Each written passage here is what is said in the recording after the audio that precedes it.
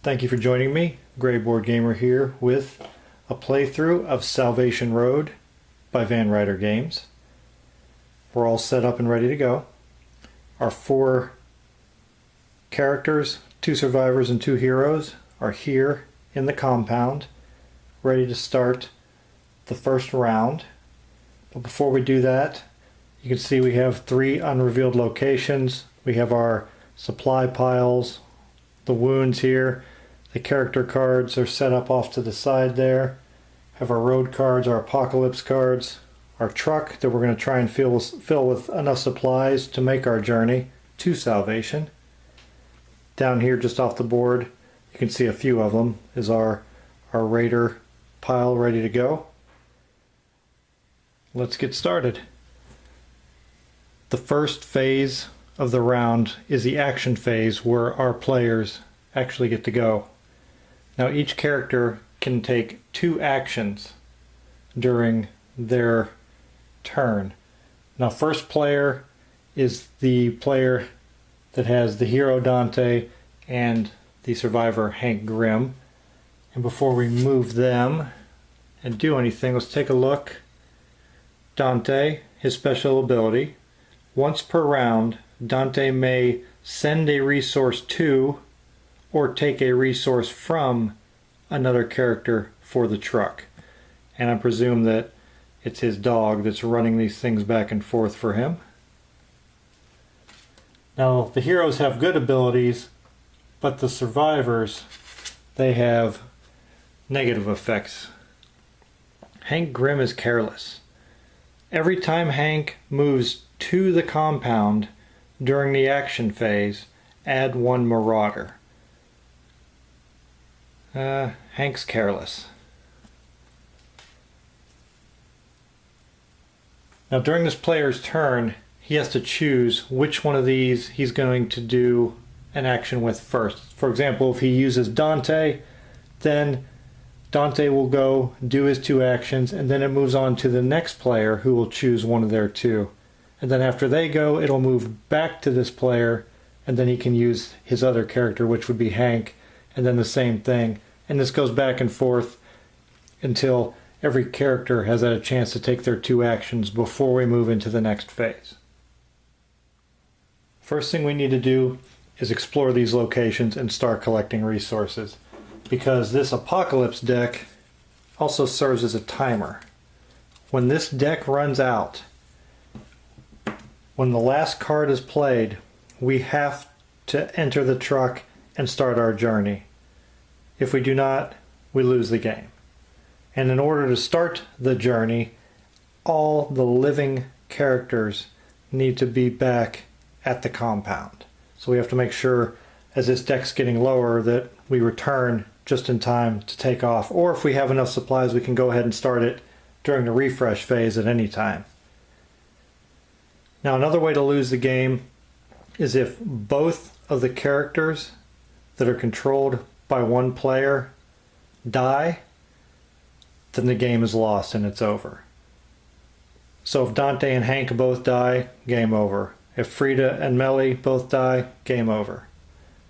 If only one dies, if Dante dies and Melly dies, but Hank and Frida are able to still make it back and take off, we can still take a chance and try to make it to salvation, as long as there's at least one living character for that player remaining. There are a number of available actions that a character can take. And again, they can take 2, and they can take any combination of these, so they could do the same thing twice if they wanted to. They can move, gather a resource, which is pick 1 up from a location, search, which is to turn over a search card and add those resources to the location, rest if they're in the compound to remove a face down wound, fight, like hand to hand to get rid of marauders, but you take a chance of taking wounds when you do that, shoot if you're at the compound, which you can discard an ambo to get rid of 3 marauders, heal, this requires one of the medication tokens. It'll allow you to discard 3 face-down wounds or 1 face-up wound from you or another character that's sharing your location. recover if you're knocked down or delayed. Recover allows you to stand back up. If you are delayed, you have to recover as your first action. And then transfer allows you to move items between characters and or between the truck. You can transfer for free. It doesn't cost you an action. You can transfer one resource to another character in the same location as you, or you can transfer as many as you want to the truck, or you can take one from the truck. And again, the first one is free, but each additional time you transfer will cost one of your actions to do it. I'm going to use Dante first and have him move to an unknown location for his first action. When you're the first one there, you'll reveal it. And this is Maldito Motors. Before or after performing an action, you may resolve a free move. And when a new location comes into play, that's where these threat markers go. And it starts on the leftmost location, leftmost of the location, which right now the threat is 0. And also we will draw a card, a supply. There are 2 food and 1 ammo in this location. And that's the supply that this location starts with. 2 food and 1 ammo. Moving to this location was his first action. And on the back of our first road card, we see that we're going to need some number of ammo and some unknown number of fuel. So what I'll do is I'll have Dante, for his second action, I'll have him gather and take the ammo that is there. And with the special ability of this location, before or after performing an action, so after I performed my second action, I may resolve a free move. Whenever you use the location special ability, you mark it off because it can only be used once per round. Now I'm going to have him take that free move because it'll allow me to reveal another location, which is the satellite station. Now this is our recon point, and as you can see, as an action, you can take 1 wound to scout or 2 wounds to explore. We'll get our threat marker out, which starts at 0, and find out what supplies are there. There are 2 fuel and 1 ammo at this location.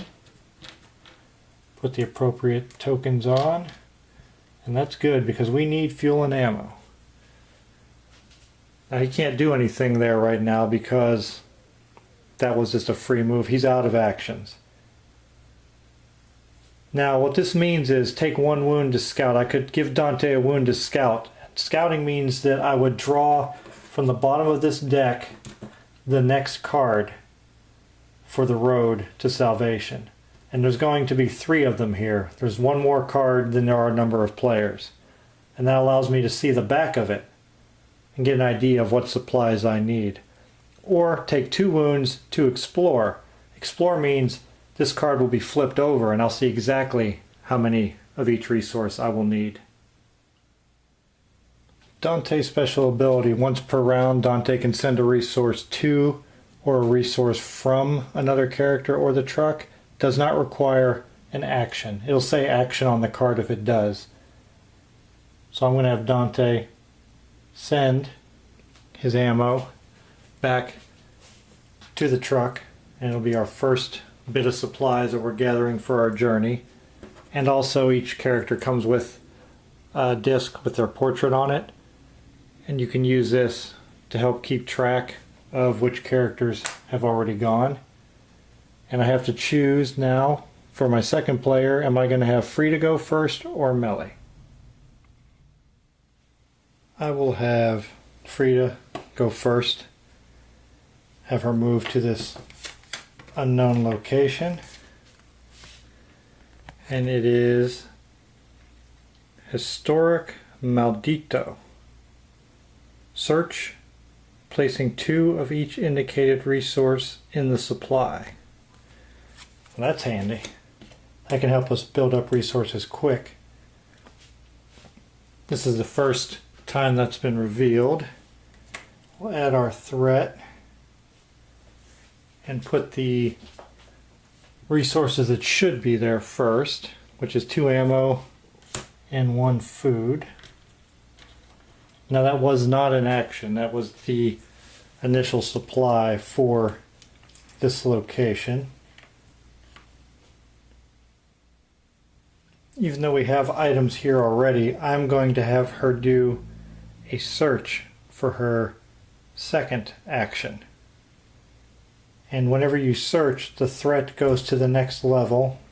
Luckily here, it's still at 0.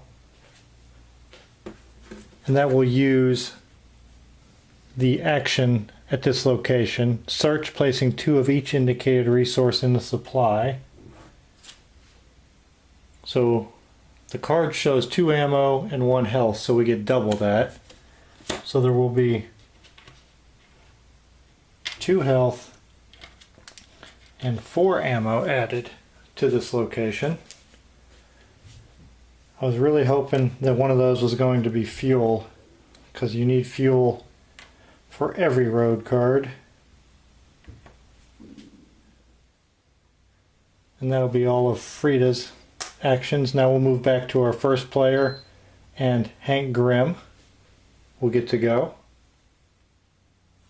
We have to be careful when moving Hank back to the compound, because again, he's careless, so every time he comes back to the compound, another marauder will be added. Now we know that we're going to need fuel and ammo. We've got a ton of ammo out there already. But we need to get it back to the compound. I'm going to have Hank go to the satellite station for 1 action to move, and his second action will be gather, and I'll have him take one of these fuel tokens, and those are both of his actions. And Melly, I'll have her use 1 action to move to the Historic Maldito, and since we know we're going to need ammo, I'll have her take 1 ammo into her supply as her second action, and that'll conclude her actions. All of our characters have gone. That'll conclude the action phase for this round. Now we move into the threat phase. Now the threat phase means you have to roll dice according to how many players are at a location, not including the compound. The compound doesn't have threat dice rolled for it, but this location has 2 players plus whatever the threat is currently on. Right now they're all on 0, so for Historic Maldito it'll be 2 dice, and for the satellite station it'll be 2 dice. When doing the threat roll, you start by adding the white dice. If you run out of white, as if you had to roll 5 or more, then you would add the black dice into the threat roll. And the black dice are much worse because they have double wounds on them along with single wounds and only 2 blank spots, where the white dice have only single wounds and 3 blank sides. Again, for Historic Maldito, there's 2 characters there, so we'll roll 2 threat dice for them. And we have 1 wound there. And then the satellite station, our 2 characters, will receive 2 wounds. We had 1 wound at Historic Maldito, 2 wounds at the satellite station. Now these can be distributed anyway, so only 1 person is going to take a wound here. We just have to choose who we want it to be. And here we can distribute it any way we want also. One person can take 2, or they could each take 1. Now for Historic Maldito, both of these characters, Frida and Melly, both only have 5 spots to put wounds. So we'll take one of these at random. We don't turn it over, it goes face down on the card. And we'll give it to Melly. And the reason I did that is because Frida's special ability, she can take an action and discard 1 wound, whether it's revealed or it's still face down, from another character at her location. She can't remove them from herself, so I don't want to put any more on her than I have to. And then I will give 1 to Hank, and another, I will give that one to Dante. Now they each have 1. That ends the threat phase. Now for the apocalypse phase, we draw the top card, and it is a famine, and we're going to add 1 raider to the fence for a 2-player game. And again, we start with the bike tokens first, so that raider will go on the fence line. Each character takes a wound, reveals it, and resolves its effect. Something slipped in the river upstream. Drink only bottled water if you can. Characters may discard a food to let up to 3 characters at their location ignore these effects. Nobody is currently holding any food to discard, so each character will take a wound, reveal it, and resolve its effects. We'll start with the top and just work our way down. So Dante will take a wound and reveal it. And this one is delayed. It means we have to put his character standee on its side. And that will go on his card face up. So he is delayed. We draw 1 for Hank. And he draws an injury. There's no additional effects for this, but it'll stay on his card face up. Frida, she got lucky. She got the discard. This one just gets thrown away. And for Melly, she got the sprained wrist.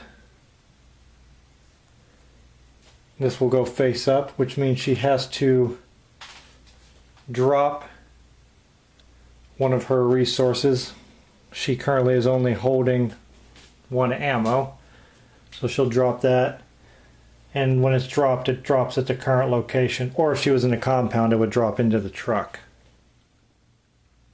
That'll conclude the apocalypse phase. Now we go to the refresh phase, where these will come off of their locations, except for where Melly's at, because of her ability, well, disability, of being oblivious. At the end of the refresh phase, put a location marker on her current location, which is right here in Historic Maldito. We already searched and got a good supply stack going there, but we'll have to get her out of there because we're going to want to do that again. That's where we're going to find a lot of our supplies, since it allows us to place 2 of each indicated resource in the supply. But again, searching over and over again will raise the threat and make it more dangerous to go there. That takes care of the refresh phase, which will end this first round of Salvation Road.